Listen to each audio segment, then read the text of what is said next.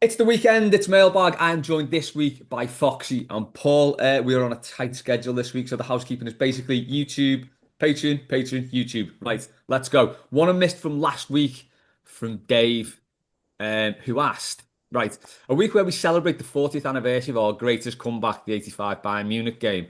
Bearing in mind the more recent flirts with relegation, is this game still deserving of its status in Everton folklore, or has another game, e.g. Palace 2022, supplanted it? Um, yeah, that's the question, really. I think I'd like to look at that more in the round of nostalgia, um, because the 80s team is very, very rightly fated because it was a wonderful team. The 1970 team, not so much, but should be, and the 63 team, barely at all, but really should be. And then any pre-war doesn't really get a look in anywhere. So Yeah. this sort of 80s sort of very small purple patch, it's starting to feel a bit like, I don't know, in the 80s when Wolves were like, well, we were big in the 50s. It's getting to that stage for me. What, Mm. Foxy, where are you on the nostalgia thing and that game maybe in particular? I mean, the 80s is a little bit before my time. I saw my first game in 87. So I was around in the 80s, but it wasn't a team that I grew up with. Um, but I do think in terms of the history bit, and I know sometimes we talk about do we live too much in the past, but you got to have the roots to then build upon. I saw a stat the other day looking at all the wins in the top flight, and I think we're third in the table Yeah, for like wins in the top flight. And I think like for me, for trying to get the kids into Everton, like what is the point of Everton? What's the point of supporting Everton generally? We don't do anything. We generally stay mid-table. We flirt with relegation. Sometimes we flirt with European football in the good times. But it's having that bedrock of what we could possibly be and in our glorious future that's to come. I sound like a preacher here. Glorious future to come. I think it's something we can aim for. Like it's a aspirational target to get back to. In terms of that question, I wasn't following Everton. I think I was like four when the Munich game happened, so it was before me. The Palace game, I think, is like our most important game for generations in terms of if we had mucked that up. And I know in the end we didn't need the points, yeah, but I think other results might have been different if we lost that. I think Burnley, whatever, might have been more kind of going for it. But that was incredibly important game. Like if we got relegated at that point with that debt and the stadium and Mashiri and everything, we would be in a very bad place right now, like a yeah. very bad place. So I think for me, probably the Palace game is the biggest game of my generation, like post 80s. Well, but there's been three of them in our lifetime, hasn't there? There's Yeah, Wimbledon, Coventry, and Palace, essentially, yeah, and, and and Bournemouth. Bournemouth as well. Yeah, yeah, Christ, fun times. we're all only in our mid-20s as well. Paul, where are you on this? It all depends. See, I think it comes from um, people wanting to win trophies again, doesn't it? So people, I would say, more than a few fans don't want to have the biggest game as a relegation battle. They want it to be something big. So then it makes you think, how important was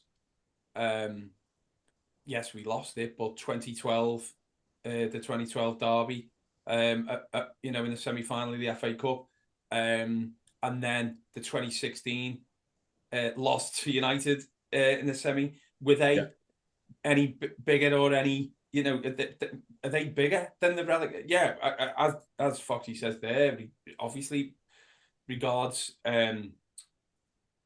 the cataclysmic,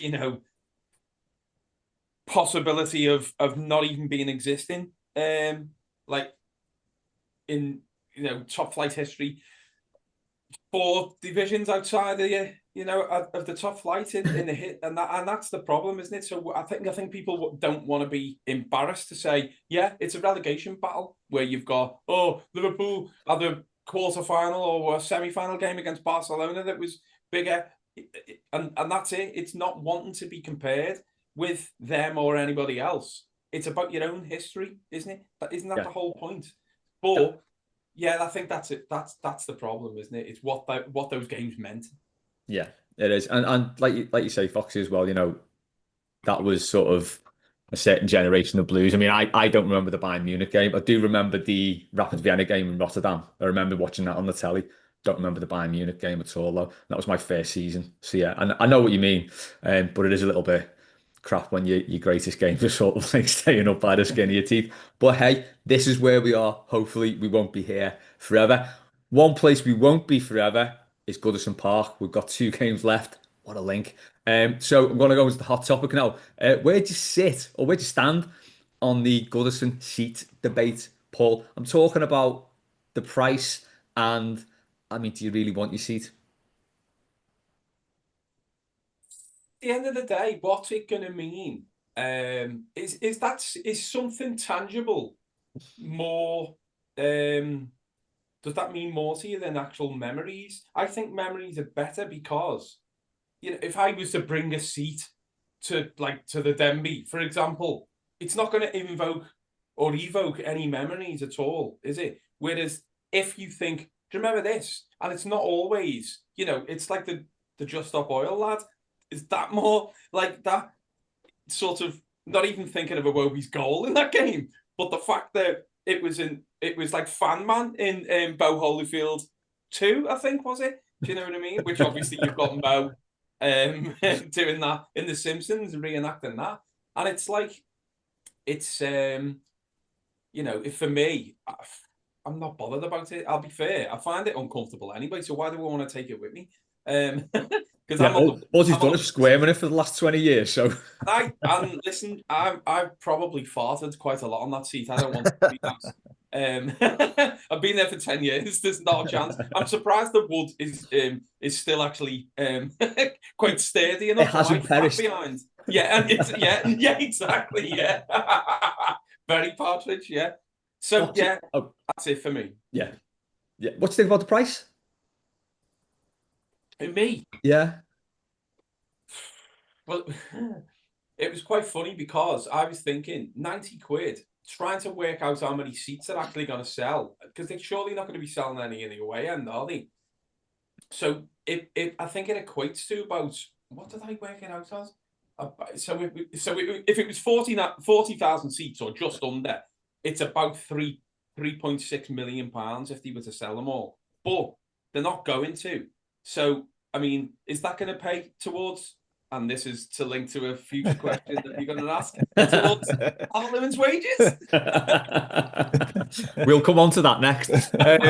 Foxy, where are you on the great seat debate? I think it's good to have the option. I think it'll be a real shame after the Southampton game if there's like images of the fans taking the seats out. I think I don't know. People do what they want to do, but I think it'd be a shame if it happens. So I think give them an option.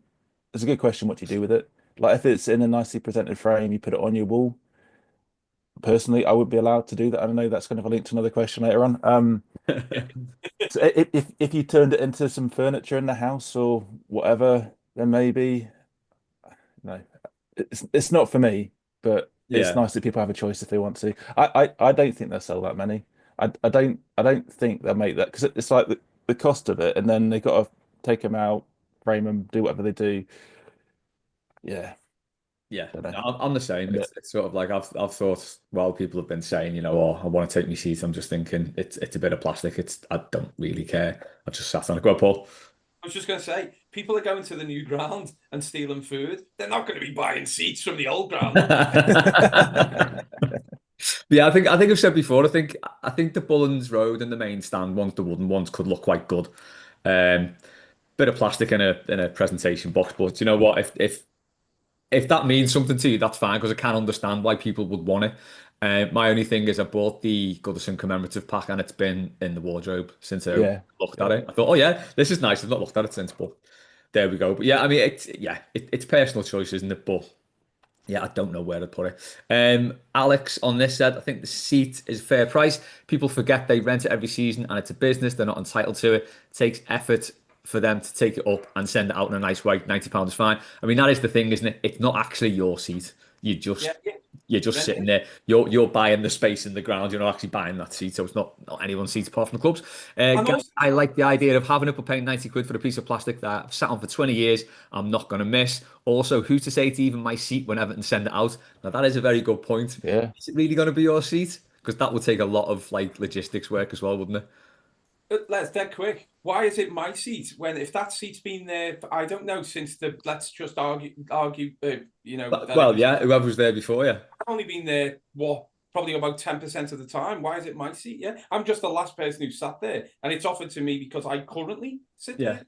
Now, I get this one as well from Stu. Well, Other than go on, sorry, what? I was going to say that's a good idea for a book or something, isn't it? Is for people to try and find out who sat in the same seat as you in years gone by and their memories of sitting there in big games that we didn't go to. That feels like one for El Bretland. I Yeah, reckon he'd do that really well. He digs up some weird stuff. absolutely. Who Yeah. farted in my seat? That could be the kids' book version, like Cones and the new stadium. That's amazing. Um, Stu said, I definitely get this. Other than the emotional family attachment to get my dad's old seat, I'm all into just that the rest of the Everton tat that I've already got.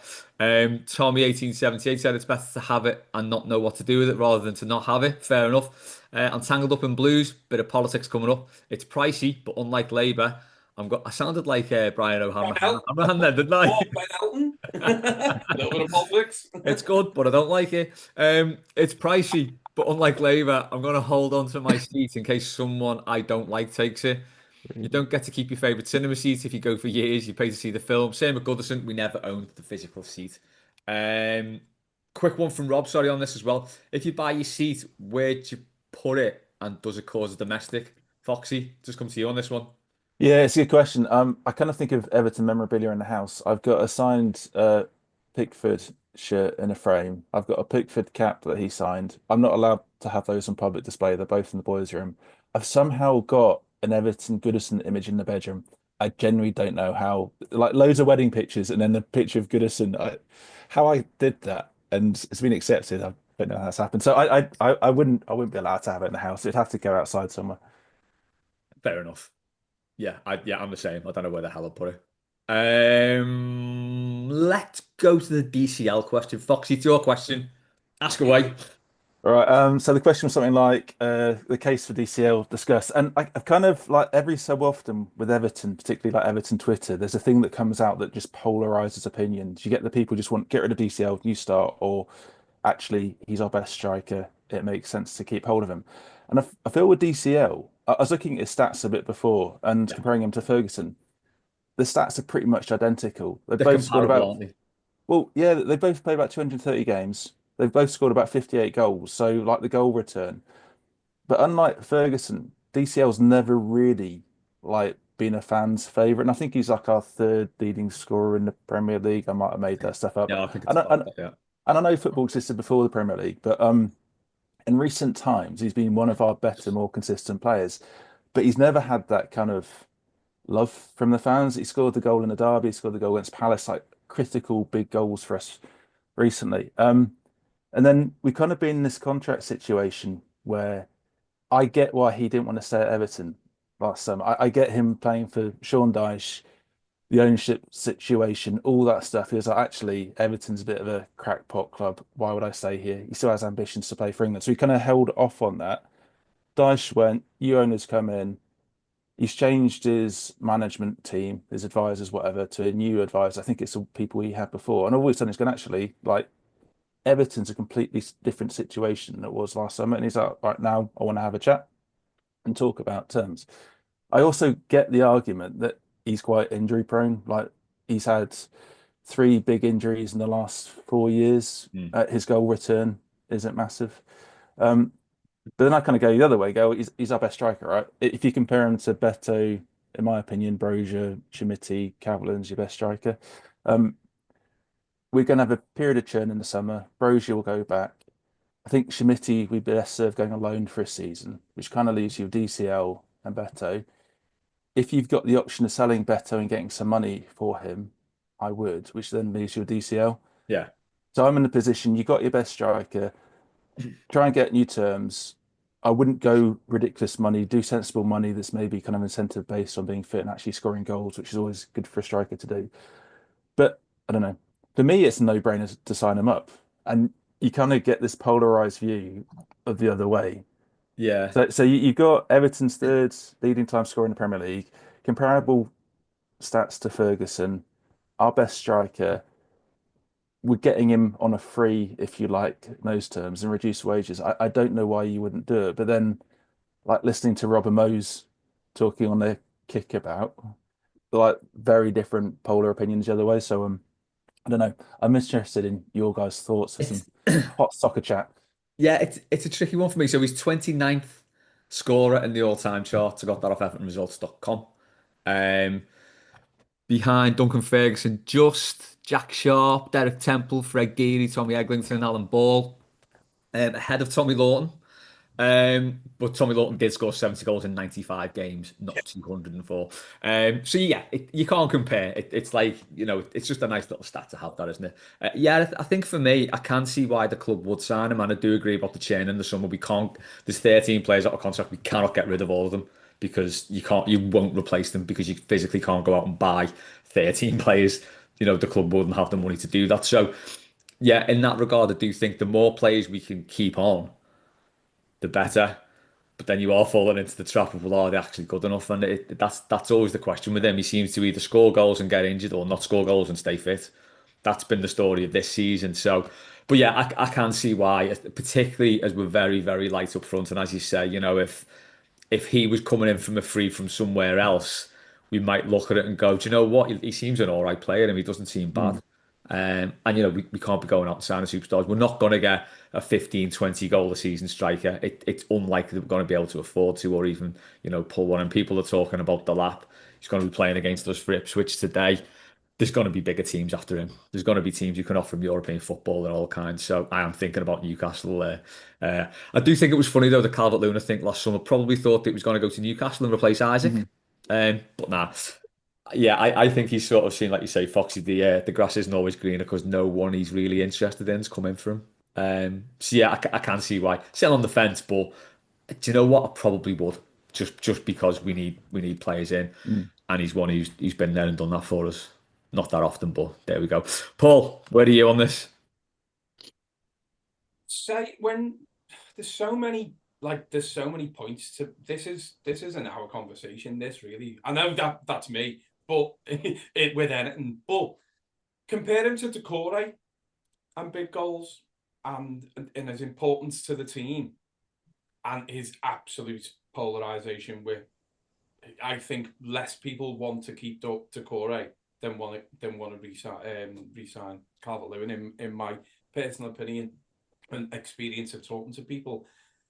For me, yeah, there are so many different like angles and pros and cons, and I think the problem is that one of my mates was saying like this week he would keep him, but not because he's the best striker, because he's there as a backup experience. But I don't want someone who's on 100 and odd grand a week. But is that the going rate? Well, There's so many different yeah, angles to Mm. look at it from. So if you do get rid of him or don't sign him, which it doesn't look like is going to be the case, they're 100% going to come to an agreement, no matter what it is. They've started off with a highball figure of 135 grand. Apparently, that could be nonsense. Why also is that information out in public? That's not right Mhm. at all. Because if that is correct, and it's all right, unlikely, but just say for argument's sake it is correct, then you're not telling me that other agents and who are looking at, well, hang on, do Everton want Delap? They're going to re-sign him for that. Delap's worth more than that. So Everton can't afford Delap. yeah. De facto, straight from that point. If he does re-sign, see, you're always going to look at a higher figure as an agent, aren't you? The player's not asking for this. The agent is. There's no way the player is going to Everton and going, well, I haven't asked for a move anywhere, right? But you offered me a contract previously and I wasn't going to sign it. Now, for whatever reason that was going to be, when Newcastle turned in his head, was his agent saying, there's a deal here. Isaac's not happy at Newcastle unless they win trophies or they do this and that. He's going to be going. So if you are still available, they're going to be interested because you're no more injured than Callum Wilson. So you'll be going there. Why does it make sense for Newcastle to go out and buy someone else like a Delap, or when they can get someone who is Premier League proven, but they're having, does any team look at Calvert-Lewin and think he can lead our line consistently? You look at his figures, right? He's played 55 games in the last 2 seasons. Now, there's only 76 in the Premier League. However, how many of them are starts? How many of them did he complete 90 minutes? And he's got 10 goals in those 55 appearances. Doucouré has scored as many, if not more, vital goals. And a lot of people don't want to see him stay. What's the difference? I don't see a difference. Yes, they play in different positions. And there was a stat trotted out a few weeks ago, a couple of months ago, whatever, that Everton have only won 5% of games when Doucouré's not in the team. Yeah, that's something. But does that explain more about and why there are 13 players out of contract in the summer? Because they're not very good. That's the reason. Everton not want to sign them. They're not. It's not like they're going, Barcelona are coming for me. I'm not signing your contract. Yeah. They're not, are they? No. And then you've got loanies who are coming in and back. We've had Harrison for 2 years. Fans don't like him. But it's not up to the fans. The fans can moan all they want. The decisions are now going to be made not by a director of football, by a manager, which is traditional in the sense of pre-Premier League, probably 2010s. So then, Moyes can't sign a Cahill. He can't sign an Arteta for those, paltry fees, shall we say. That isn't the way forward now, is it? And if Branthwaite does go, and Everton do get between 60 and 100 million for him, the fee for any incoming player suddenly goes up as well, doesn't it? Yeah. Oh, yeah, definitely, yeah. So you've got 30 players to replace. I've just had the thought there. Like, Calvert-Lewin seems like a very, very unlucky player, doesn't he, in terms of his injuries and that?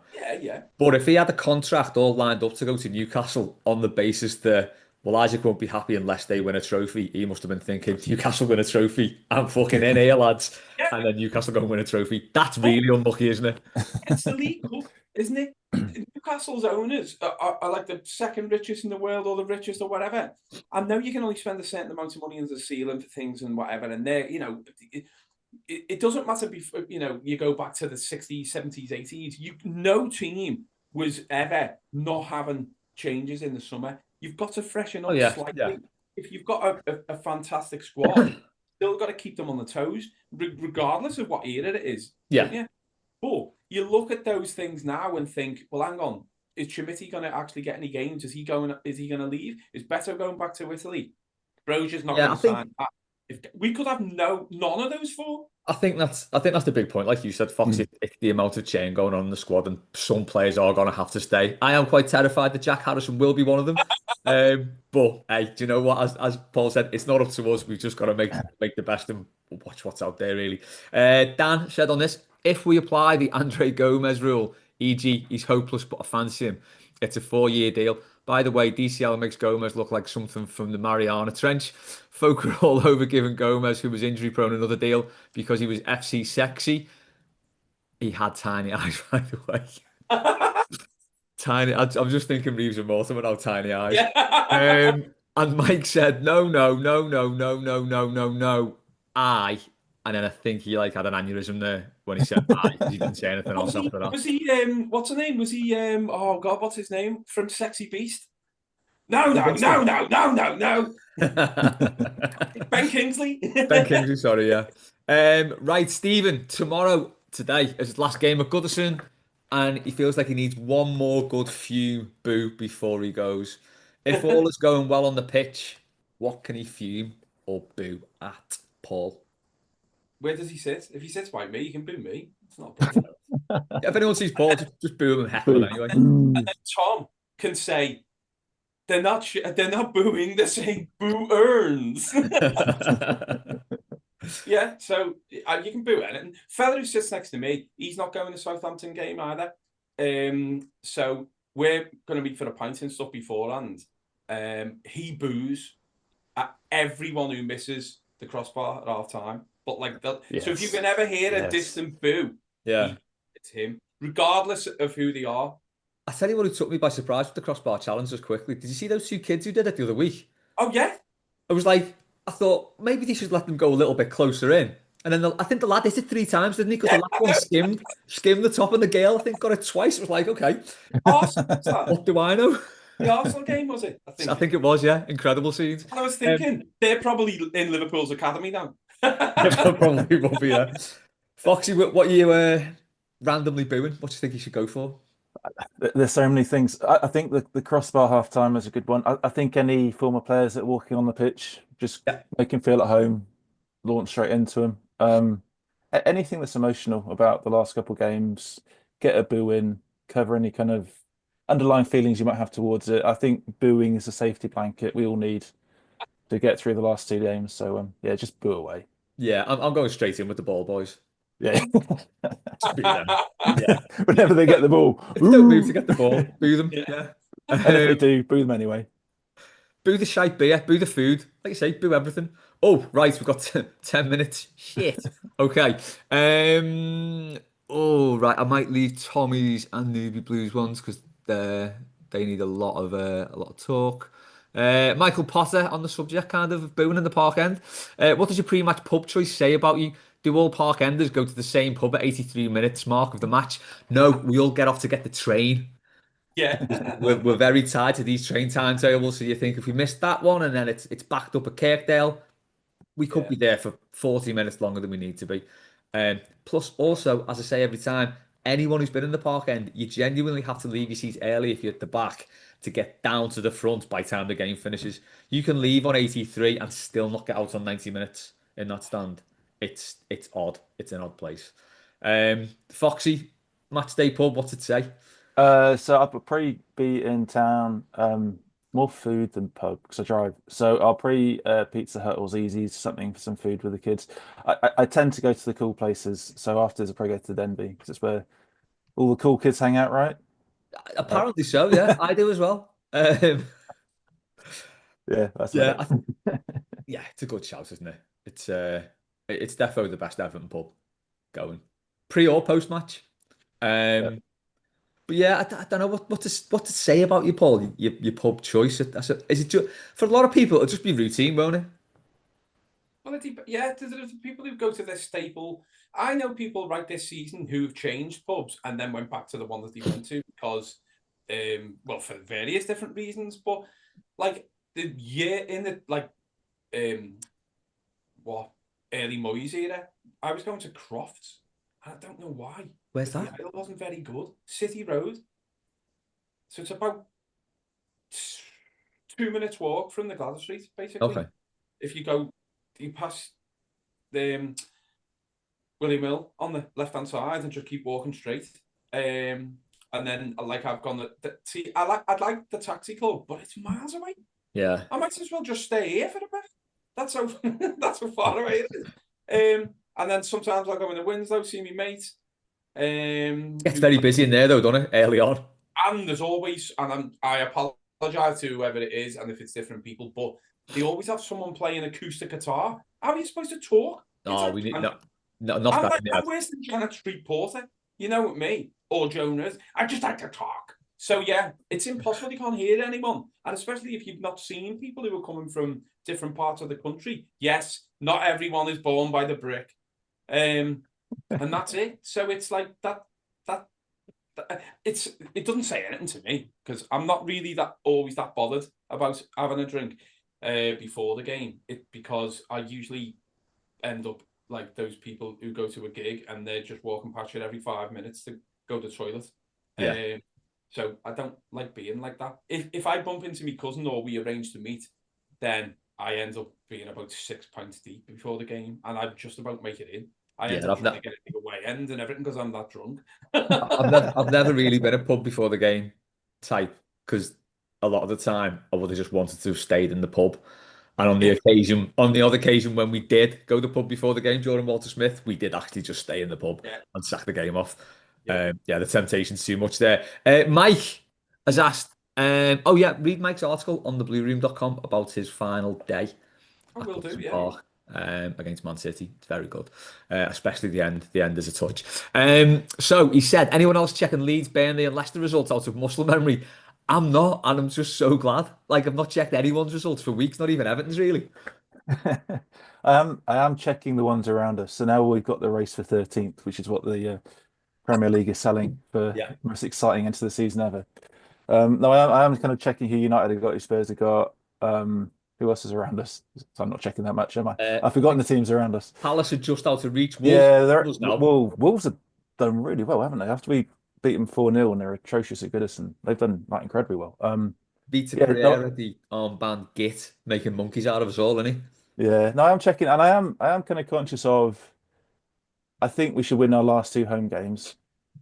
These last two home games, if we're early in the season, there'll be a lot of pressure because everyone go, we got to win these games, got to win these games, and we invariably wouldn't because we'd overthink it and over worry and panic in the game. Now, end of season when there isn't any pressure, I think we will win them because they are truly awful teams that we're playing, and I think Yeah. we'll be okay. And I think we're more likely to win them now than earlier. So I think we can probably get a route to like 45 points, draw against Fulham maybe.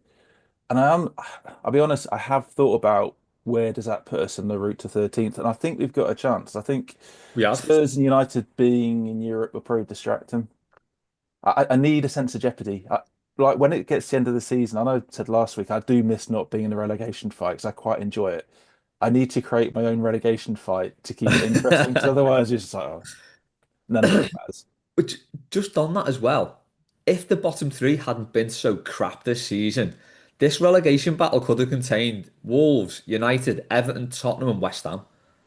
That Amazing. would have been amazing. That would have been Yeah. monumental relegation battle. That. It's probably the bigger reason to have a smaller league. There is some of those clubs, including us, maybe. Yeah, let's knock it down to 18 like they've planned for years. Paul, quickly, we got about 2 minutes left. I forgot what the question was. Are you looking at anyone's results? Oh, Even the ones coming up from the champ? a couple of my mates are Leeds fans. One of them actually drinks in the Sorry. and I've just said, I haven't said to him first, and I said to a couple of my other mates anyway, I said, yeah, enjoy it. It's all great, isn't it? But just look forward to being relegated next year. You know what I mean? Fingers So crossed. I'm sorry. I haven't got a problem with Leeds. Loads don't like them. There's loads of people who don't like certain teams. There are people who don't like Palace. I've got no problem with Palace. People who don't like Everton.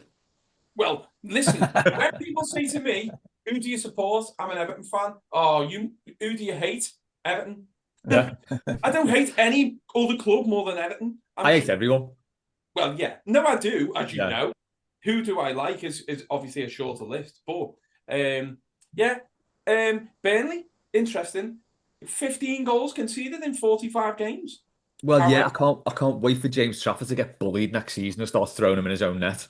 have you seen the clip on Instagram as to why they're doing that? So when they lose the ball, all their players are like infected from The Last of Us. They just go towards the ball. Oh, I've seen that. Yeah. Terrifying. Yeah, they're going to get rinsed next season doing that. Yeah. Absolutely, yeah. Because Scott all you Parker. do is play 2 passes out of that 9-man and like closure, and then you're just like swarming towards their goal. Then How many jackets do you reckon Scott Parker will wear at one time next season? I'm going with 3. it depends how much Thomas Brown pay him.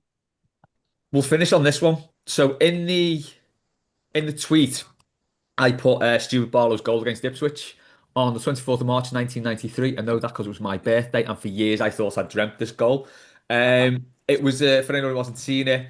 Ball gets headed out the box, he chests it down and volleys it into the park end net. That was actually a league game, and if you look at the stands, they're empty. The away end was the park end was because it was the away end and there was no Ipswich fans. But if you look in the family enclosure, there's no one there. These are the days of like 20,000 attendances in If that. Premier League. So, good times asked, did Barlow score that goal purely because he was outside the box, which is a nod to the week before where we got beat 1-0 at Anfield when Ronnie Rosenthal scored in like the 93rd minute. And I think Stuart Barlow missed about 3 or 4 chances in the box, hence his nickname, Jigsaw, because he fell apart in the box. So, did he score that because he was outside the box? Yes, I've played in a charity game up front with him for Radio City. Dave was on the sideline. He was basically like coach type manager. I genuinely I put 2 of the best corners in I have ever taken in my entire life, and he headed both of them over the bar. And I'm not even making this up. Ask Dave because he was there, and he apologized to me after the game. He was like, "I'm so sorry." And I was like, shit. "Don't," because I would have thought, "Why weren't you doing this in your pomp?" So Yeah. I'm glad that he's continued it. Yeah, there we go. It's good to know he's consistent at least. Right, that's all we've got time for this week. Newbie Blue, Tommy, Gary, and Ian, and Tangled Up and Blues. We will get your questions next week. We have all got a leg to because we've got a game to go to. Thanks to Paul. Thanks to Foxy. Thanks to everyone who sent questions in. We will catch you next time on Mailbag.